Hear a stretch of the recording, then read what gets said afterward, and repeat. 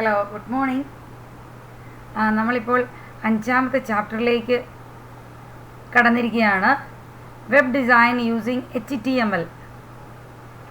HTML ഉപയോഗിച്ച് ഒരു web page നമ്മൾ കഴിഞ്ഞ ചാപ്റ്ററിൽ പഠിച്ചു ക്രിയേറ്റ് ചെയ്യാൻ.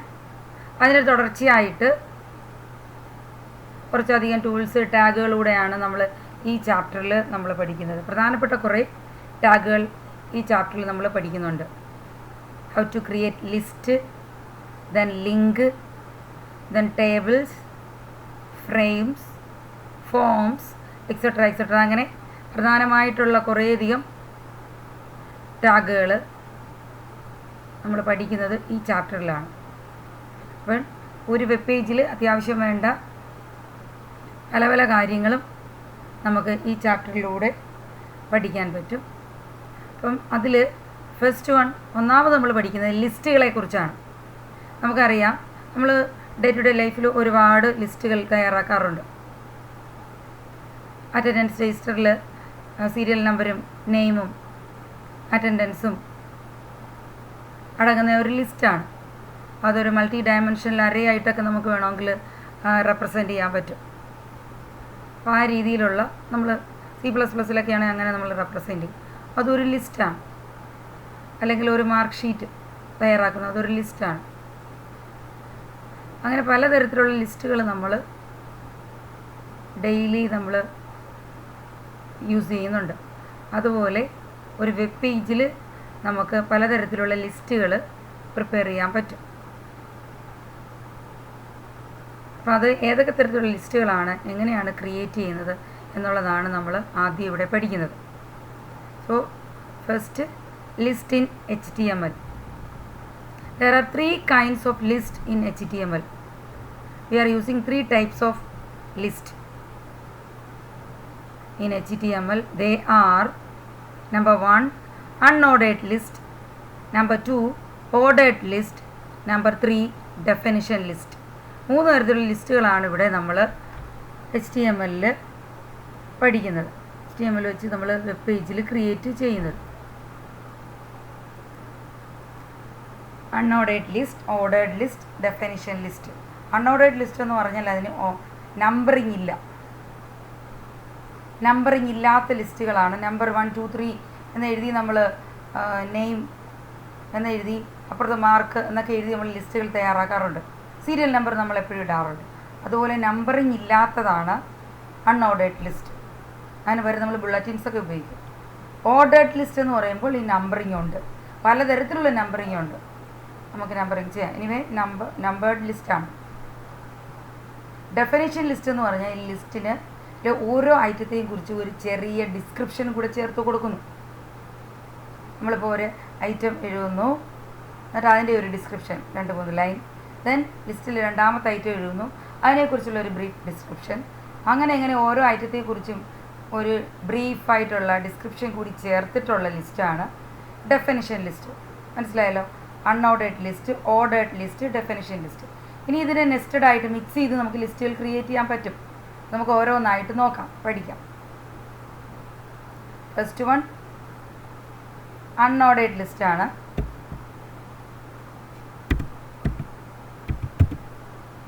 Okay, unordered list or bulleted list.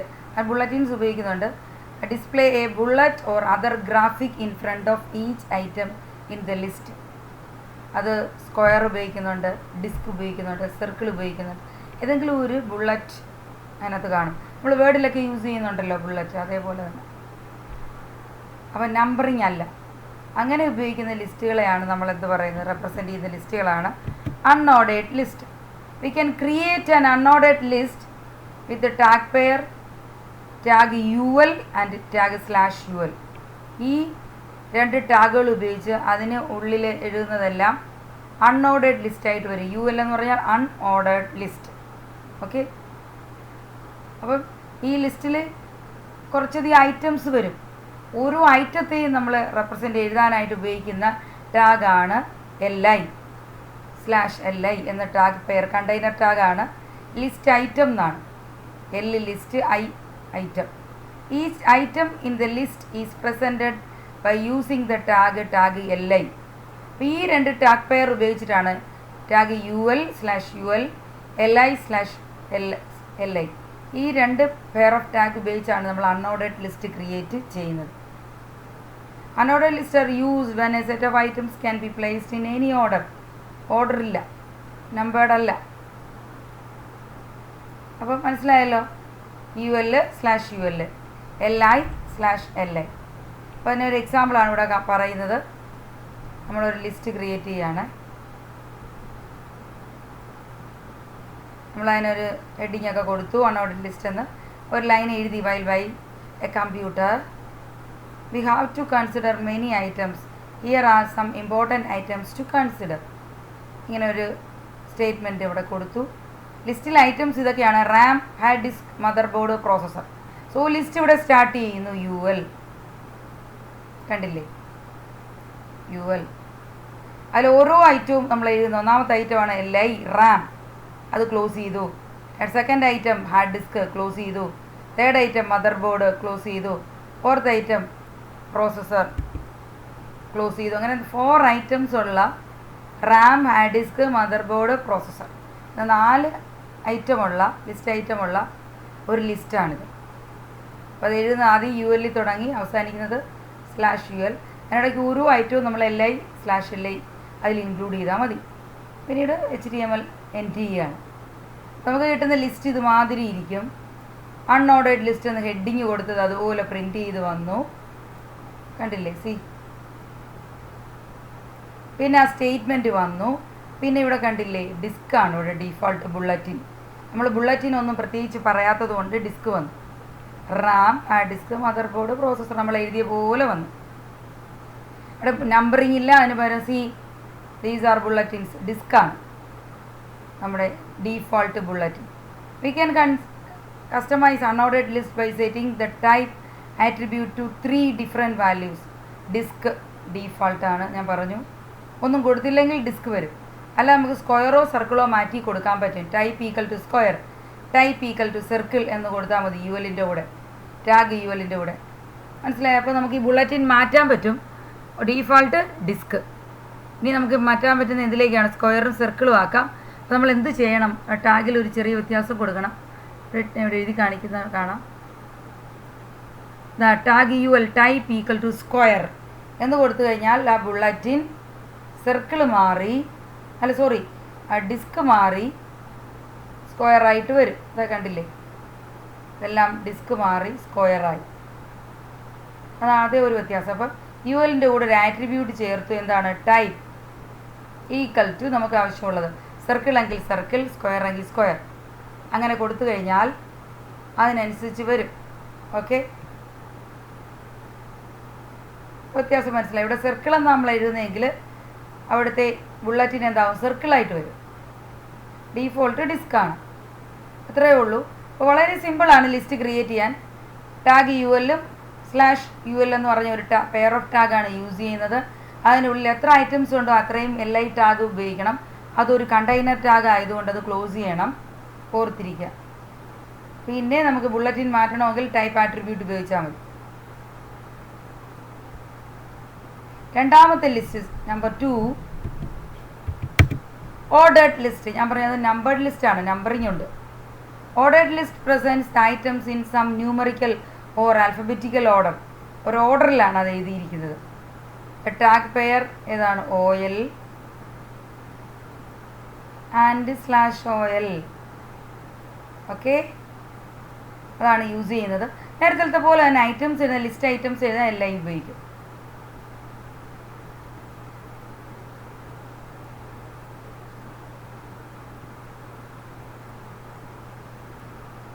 Tag LI തന്നെയാണ് ഉപയോഗിക്കുന്നത്. ഇവിടെ LI ആണ്.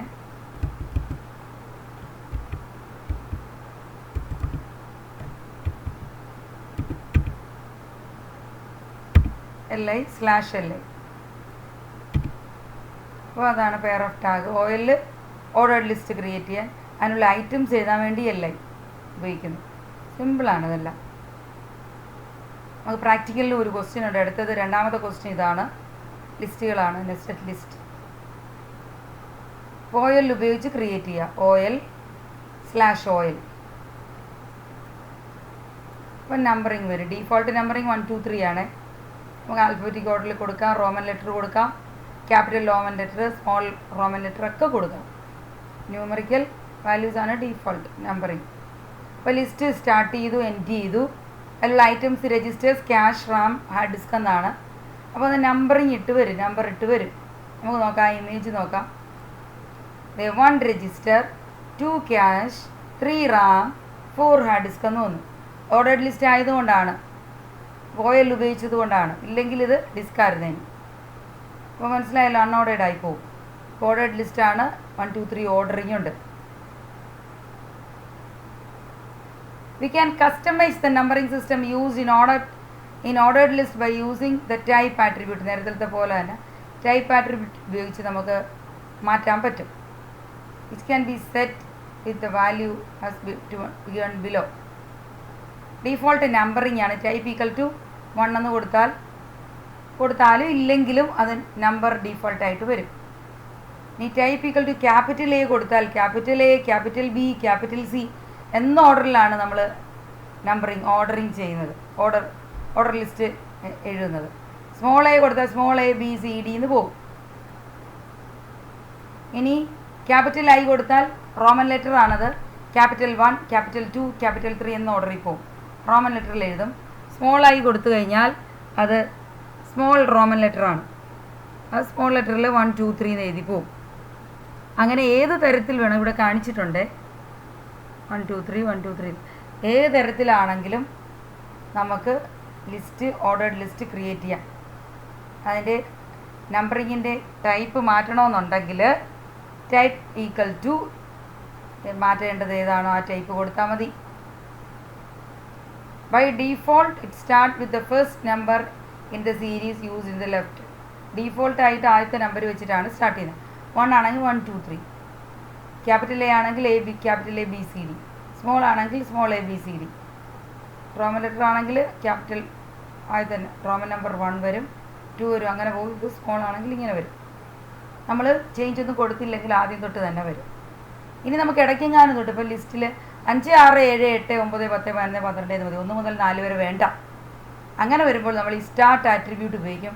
സ്റ്റാർട്ട് ഈക്വൽ ടു 5 എന്ന് കൊടുത്താൽ 5 6 7 8 9 10 അങ്ങനെ വരുള്ളൂ.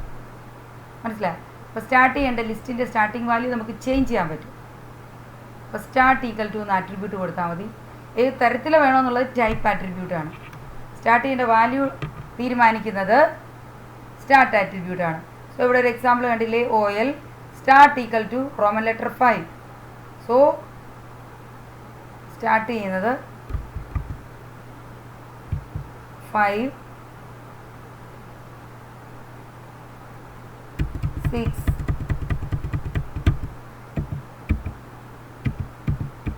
7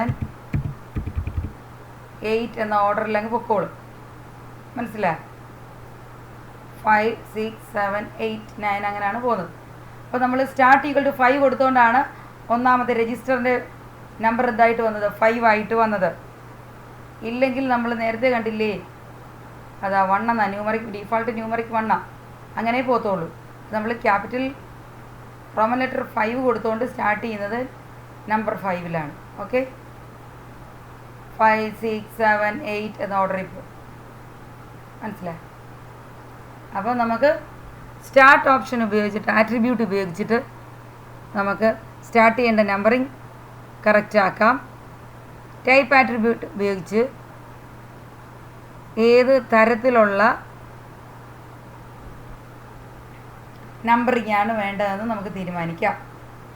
ഓക്കെ, ഇത്രയും കാര്യങ്ങളാണ് ഇവിടെ നമ്മൾ ഈ ചെറിയ വീഡിയോയിൽ പറയുന്നത്. ഇനി 2 more തിങ്സ് നമ്മൾക്കുണ്ട് ലിസ്റ്റുമായിട്ട് ബന്ധപ്പെട്ട്.